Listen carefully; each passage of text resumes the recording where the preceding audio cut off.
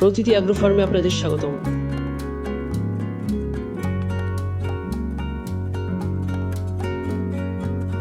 আমি এখন অবস্থান করছি বান্দরবান জেলায় অবস্থিত নীলগিরি ও চিম্বুক পাহাড়ের মাঝামাঝি একটি পাহাড়ে। এখানে আপনাদের আজকে দেখাবো কিভাবে পাহাড়ি ফুল ঝাড়ু প্রস্তুত করা হয় সে বিষয়ে ছোট্ট একটি প্রতিবেদন।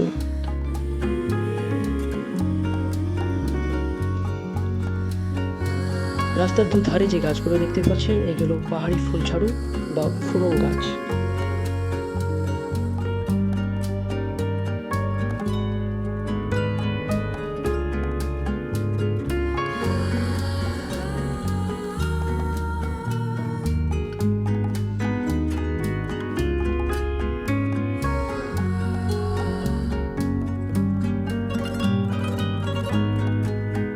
শীত মৌসুমে এই ফুরং গাছগুলো কেটে রোদে শুকিয়ে তারপর ঝাড়ুর মতো আটি বেঁধে বাজারজাত করা হয়।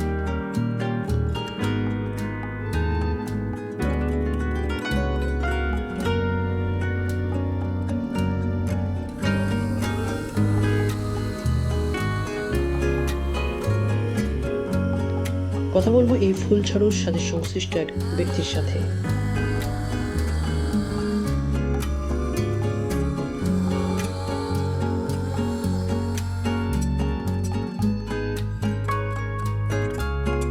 ঝাড়ুগুলো একটা 120 টাকা।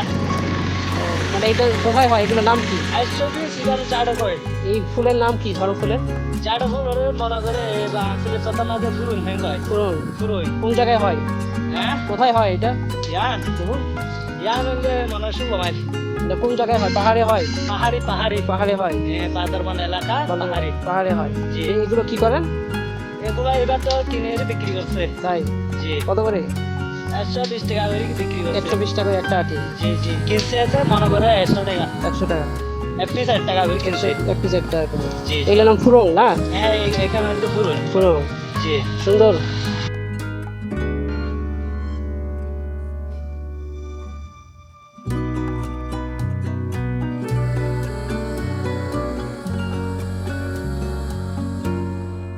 এখন আমি দাঁড়িয়ে আছি বান্দরবান জেলায় অবস্থিত সাঙ্গু নদীর পাড়ে।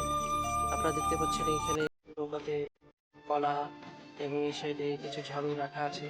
এই নদীপথে পাহাড়ি বিভিন্ন জনপদ থেকে বিভিন্ন মালামাল, সেটা কলা হোক বা বিভিন্ন ফলমূল বা বিভিন্ন শাকসবজি, এই পথ দিয়ে এসে আপনারা দেখতে পাচ্ছেন এই পথ দিয়ে একটা রাস্তা উঠে গেছে বান্দরবান বাজারের দিকে, সেটা মারমা বাজার নামে পরিচিত বা মামা বাজার নামে পরিচিত। সে বাজারের দিকে চলে যায় এবং তাদের মালামালগুলো শাকসবজি বা এই কলা বা ঝাড়ু বা অন্যান্য জিনিস আসবাবপত্রগুলো তারা ওই বাজারে ক্রয় করে এবং সেখানে তারা একটা ক্ষুদ্র ব্যবসার মাধ্যমে তাদের জীবন পরিচালনা করে।